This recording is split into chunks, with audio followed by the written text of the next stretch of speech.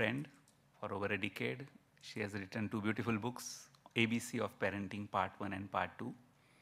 Incidentally, she has been my student. Almost 10 years back, she did a training with us in our counseling institute. If she was here, it would have been a great discussion between two of us. She would have covered all major parenting-related issues, and I was told to cover mainly issues related to sex education. Now, I've been working in the field of sex education and human sexuality for over 26 years. And whenever the question or subject of human sexuality and sex education comes up, you come across 4 different types of peoples. The first type, that they are deadly against sex education. They want to oppose you at any cost. They think that through so-called sex education, you are corrupting the minds. They imagine that you are going to teach little children how to have sex or maybe various positions, and they can't somehow accept that because they think sex education is limited to that. They think that it is against the Indian culture. And if you really go to see, India is the only country, and Indian culture is probably the only culture where sex was studied like a science and presented like an art. In India, more than 1,000 years ago, we built Khajuraho temples. On the outer surfaces of those temples, there are several erotic sculptures. And these temples were built more than 1,000 years back. And it took 3 generations of artists and sculptors to make those temples. It was not possible that these sculptors felt like making these temples and they made it. They must have required the permission from the rulers of those days. So rulers were in favor of them. Lots of money must have been required. So the rich class in those days was in favor of them. These temples are temples, so even religious people were in favor of them. They are not built in some remote caves. And these temples were built right in the middle of the city. That means even the common man was in favor of this. This was the scene in India more than 1,000 years back. In India, we worship the symbol of Shivlinga, which is nothing but a symbol of a sexual union between Shiva and Parvati. And in India, you may not find temples of Ganesha or Hanuman or Krishna in every place, but as far as Shivlinga is concerned, the Shiva's temple is concerned, in each and every smallest town and even villages, even in some part of Pakistan, Bangladesh, and even Sri Lanka, you will find Shivlinga. And Shivlinga is not Shiva's face. This is how India and Indian culture has looked at sexuality ages ago. The oldest book on sex education or sexuality is from India. And there are these people, type 1, as I was saying. The moment the subject of sex education comes up, they want to oppose you. They want to gag you. They want to stop you at any cost. They start looking angry. Their eyes become red. If they are in large number, they start arranging morchas. If they are in smaller numbers, probably they will distribute pamphlets. Or if they are just 1 or 2, probably they will make threatening calls to me. And we have these kind of people who are against sex education in our parliament, in our state assemblies, in our education department, in all the religious groups, and even in police department. Just a couple of months back, I was in one of the functions when one of the top police officer was with me. This was after Delhi rape case, and we were together in one function. And he spoke before me, unfortunately. And he said all these sexual assaults and sexual abuses and rapes are happening because of sex education. Of course, once he heard me, he didn't get much chance to argue. Next day when it came in the newspapers as the front page news, he took his words back and he said he was misquoted. Actually, he was not misquoted. He did say that sex education is the reason for all the rapes and sexual assaults which are happening. So this is the first type, the people who are against sex education because they think that sex education corrupts young minds. Then there is a second type of people you come across. They are very happy. They are suddenly very happy. They look, their faces become bright, their eyes, there is a twinkle in their eyes. Of course, they are happy for sex education for all wrong reasons. Because they think that what they have been listening or watching hidingly, now they will be able to see and read officially, because they think that sex education is something like porn.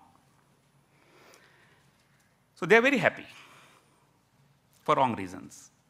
We have such people again in our parliament, in our state assemblies, in our education department, in all religious groups. A few months back, we saw in one of the state assemblies the elected leaders watching porn on their smartphone while the assembly session is going on.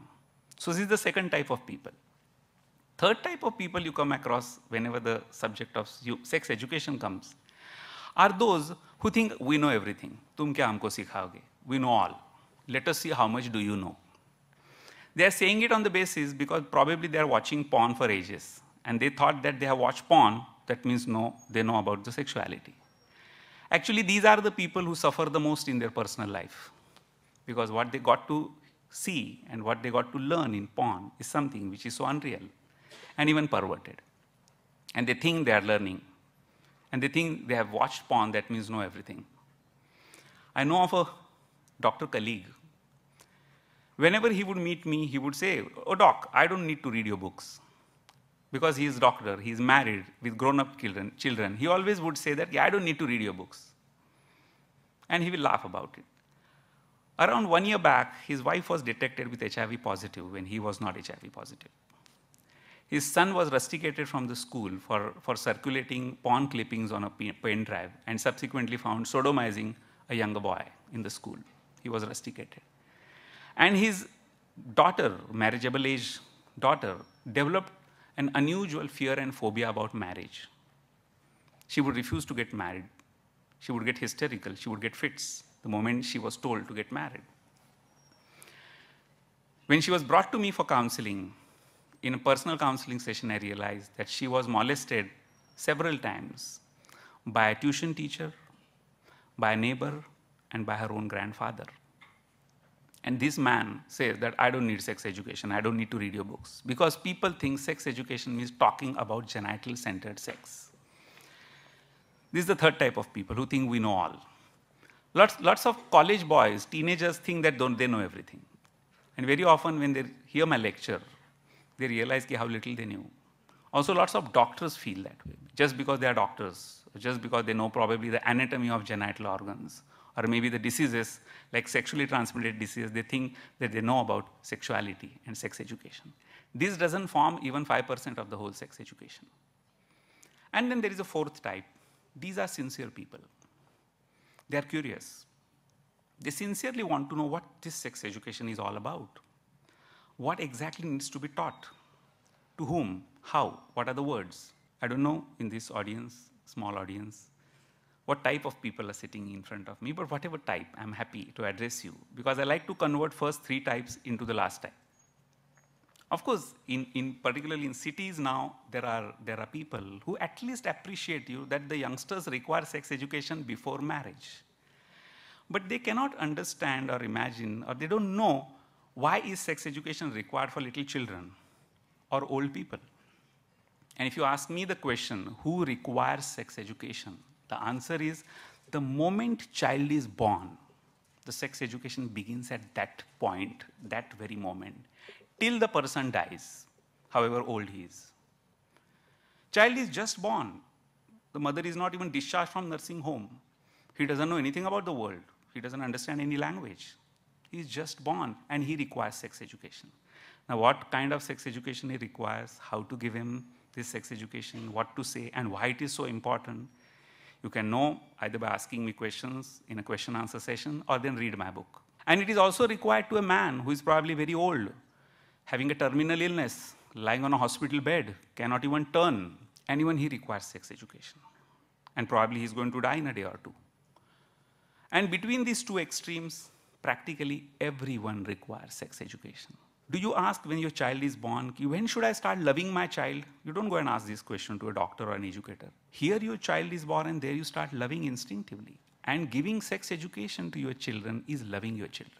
And of course, between these two extremes, all age, whether the children before they start going to school, school-going children, teenagers, youngsters who could be getting married, then those who are newly married, those who are married for a few years, menopausal age group people and old people, everyone requires sex education of a certain type. And what exactly they need to know, why they need to know, and how to exactly to educate them, that's what I've been working in this field for the last 26 years, and I have put it together in my book, The Ultimate Book of Sex, which is recently released by JICO and is available out there.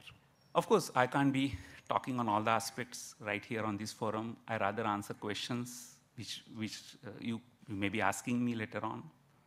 But we have been seeing lots of cases of sexual assault, rape, child sexual abuse being published in media, particularly in last 6-8 months, after the Delhi rape case.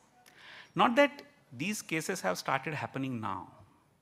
They have been always happening. They are only being reported now. According to US Justice Department, as per their own website, which is there even now, in USA, sexual abuse happens every 2 minutes. In USA. They say every child, female child, 1 out of every 3 female children get sexually abused, and 1 out of every 9 male boys get sexually abused in USA. USA population is much less than us. The law and order situation over there is far more stricter. They say the entire US is under television, under CC.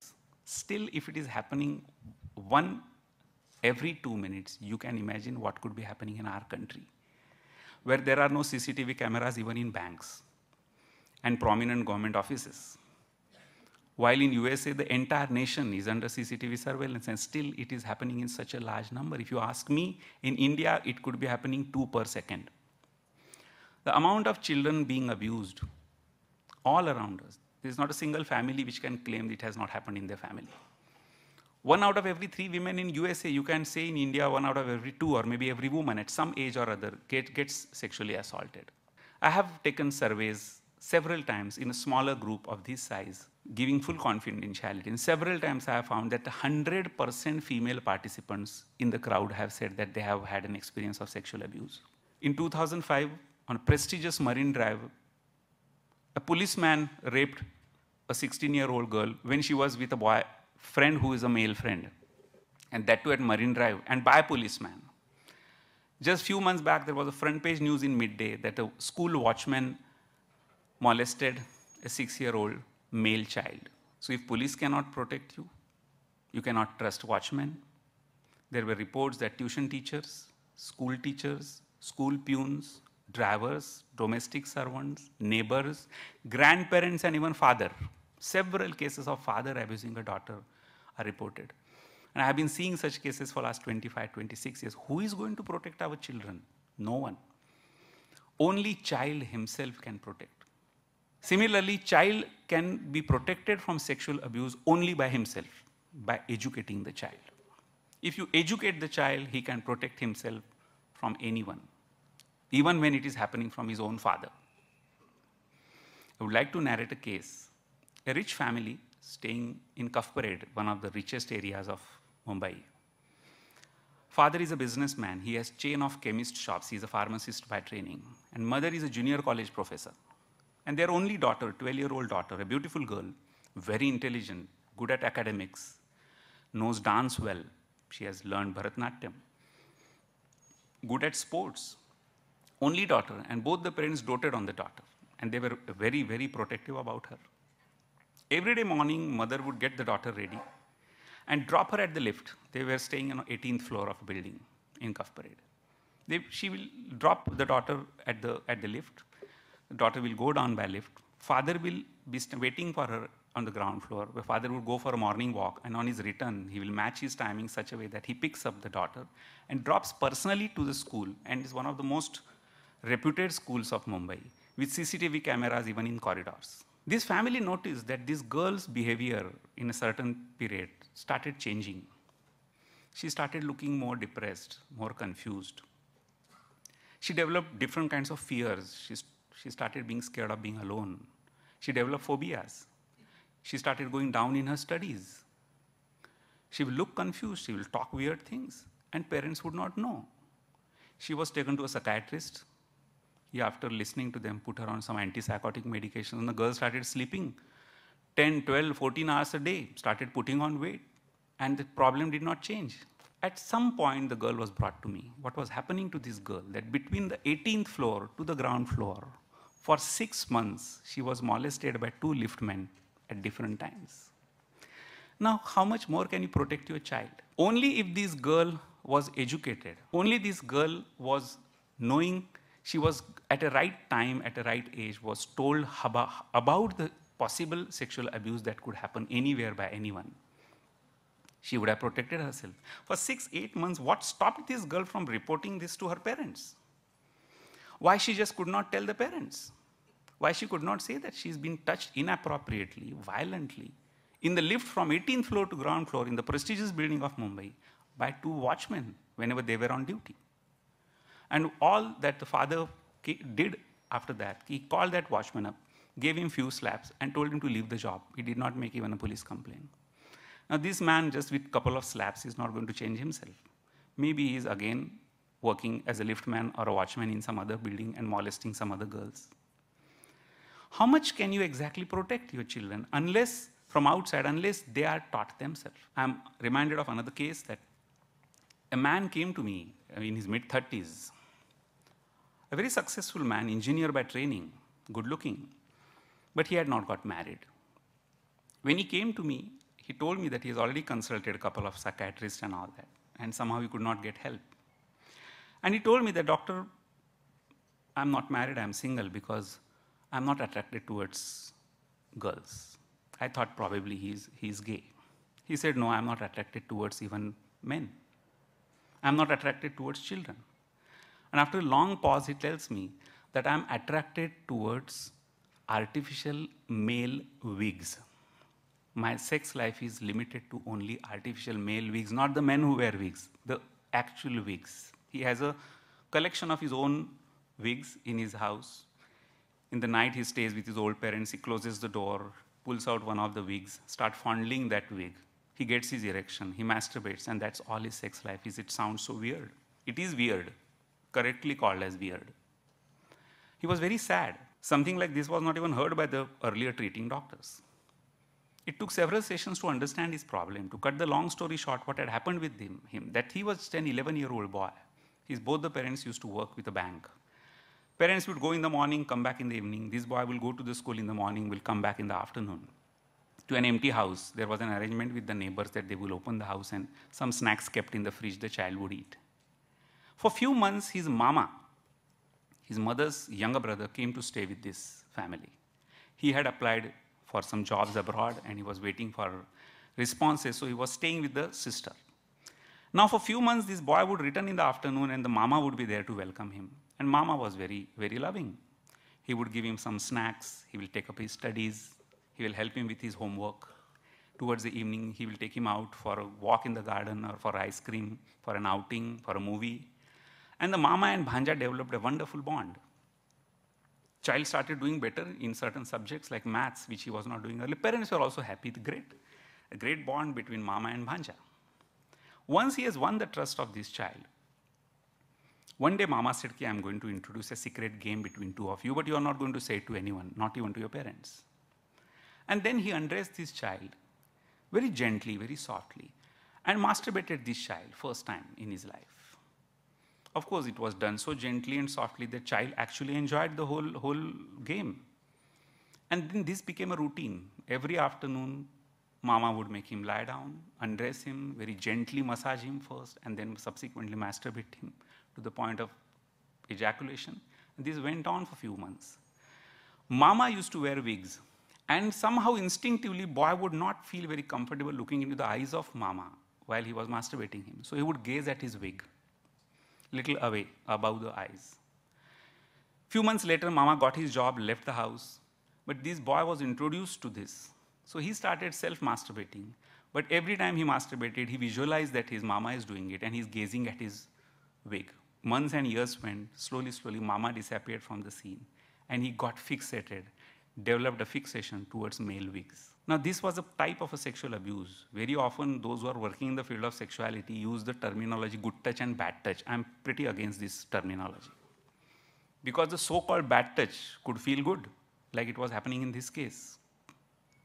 So it is necessary that we educate our children at a very young age about human sexuality so that they can protect themselves from any kind of sexual assault, so that when they are growing and the changes start taking place in their body and in their mind, they are prepared.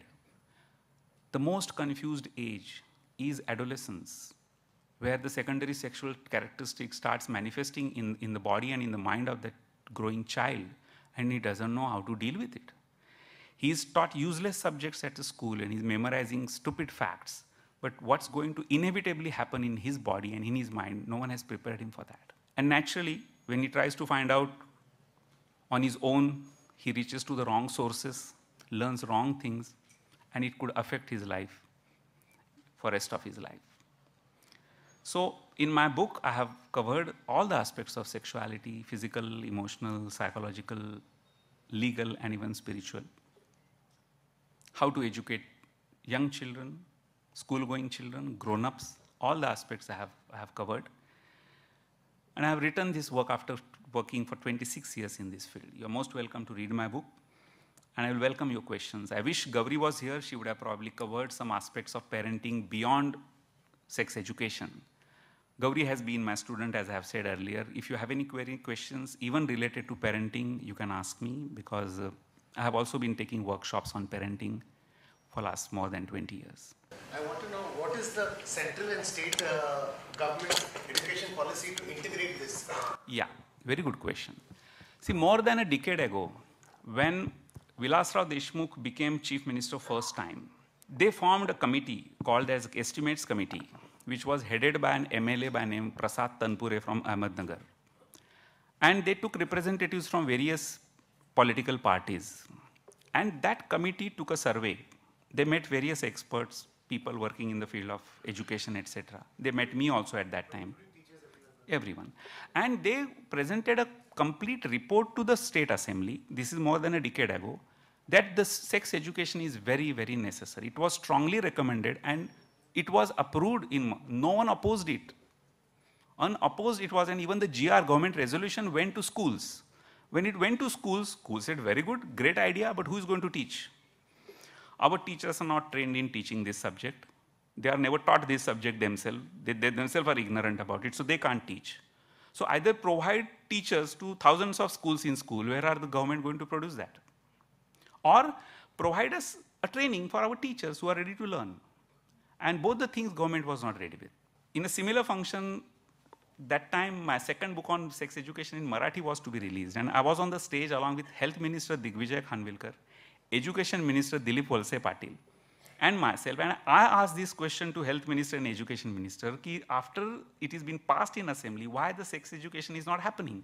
They said the same thing, we don't have teachers. Or we don't have a manual which teachers can read and teach. And then he jokingly says, ki Bhosle, Dr. Bhosle, you have written a book in Marathi. How about you forming a program? I took efforts. I created a program which is reflected in my book. But by the time I did it and could approach Health Ministry had changed. Vilasrao had lost his position. Sushil Kumar Shinde had come. Digvijay Khanvilkar never became minister in his life after that. And Dilip Walse Patil, who was an education minister, became energy minister. So this topic remained. But of course, you don't need any government permission. I feel if common man can take it upon himself, forget about the world, take a responsibility for your own child. If I am a parent, my child's sex education is my responsibility. If I don't know how to go about it, I will take guidance, I will read a book. Actually, schools will not require sex education if parents do their job. Sex education doesn't suddenly start at a particular age. As I said earlier, the moment child is born, sex education begins there until the last day of your life. It is a continuous process, and you different kind of, and of course, sex education is also not a complete term. I usually say value-based, age-appropriate, culture-specific sex education. Otherwise, many people, in the name of sex education, have shown porn and say, this is sex education.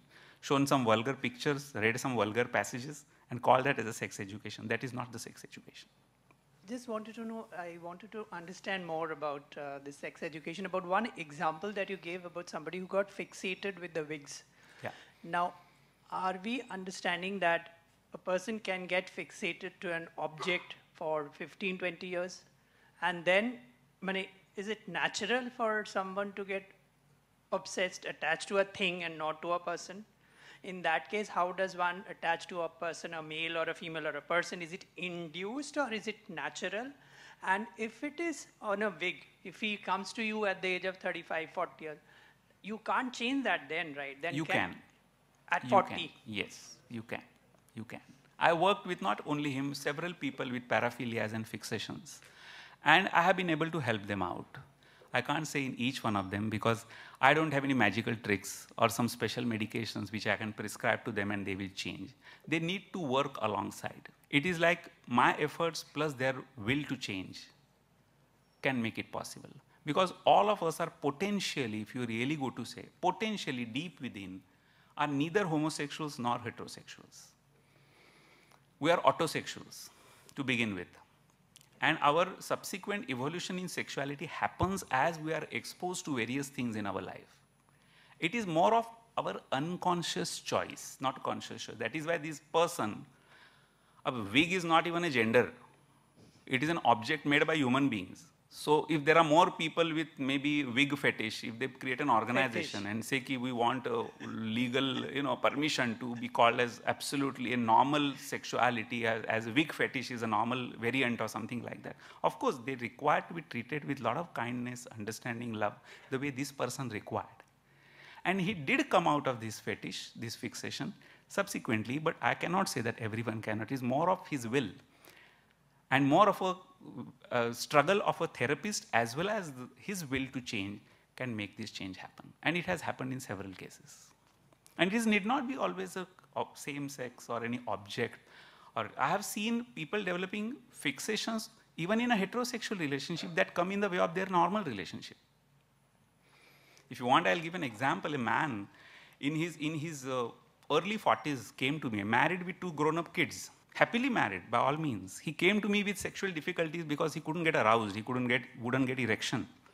He noticed it in last 6 months. We did all necessary tests on him. He was absolutely normal physically. We couldn't find any reason. To cut the long story short, what had happened with this man was that when he was just a 12-year-old boy, in one of the summer vacations, the entire joint family had got together in big Haveli kind of a place. And there, this boy used to like one of his cousin sisters, a 16, 17-year-old cousin sister, who was probably a beautiful girl. But he was 11, 12, and moreover, she's a sister. But he secretly liked her a lot. One day when they were playing hide and seek, this boy went and hid in one of the bedrooms as a part of the game. This sister was not part of this game. She came exactly in the same room to change her clothes. Not knowing that this boy is hiding there, she closed the door, took off her clothes, changed into new clothes and went. And this boy saw the girl taking her clothes off. Probably he saw her bare body and got so aroused at the age of 12 and 13 that he masturbated with that scene. And it was such an exciting experience for him that he developed the habit of visualizing that scene subsequently and masturbating. That became his habit. He got married, but even when he would approach his wife, he would visualize that scene, get aroused, get his erection, complete the act. That's how he had 2 children. Now then what went wrong suddenly when he was in his early 40s? This cousin sister of his, of course elder to him by a few years, got married, got migrated to another country, had her own children, was in her late 40s, had put on lots of weight, maybe had developed thyroid or some other problem. She didn't look attractive at all. And they came for a visit to India.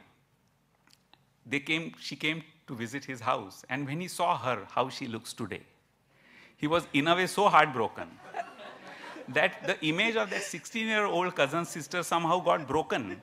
And now whenever he tries to imagine or visualize that, he couldn't. What he would visualize is this late 40s, and due to which he couldn't get erection.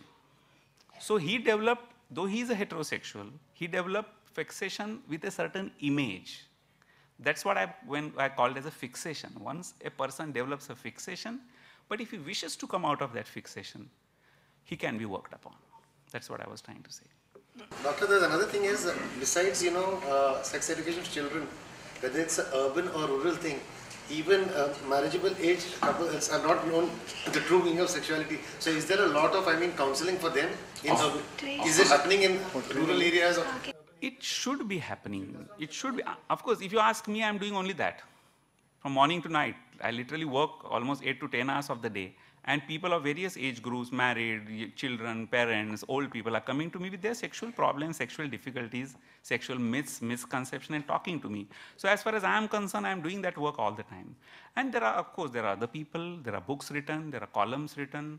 It is reaching out. It was difficult 10 years back. It was not that. Probably smaller towns and villages don't have the same type of... It is happening. I am myself traveling. Even today at 5:50, I'll be catching a train to go to Kolhapur tomorrow, where I'm taking a whole day seminar tomorrow. So I've been traveling all over Maharashtra, India, and giving lectures, taking workshops, educating doctors so that they can educate, educating teachers.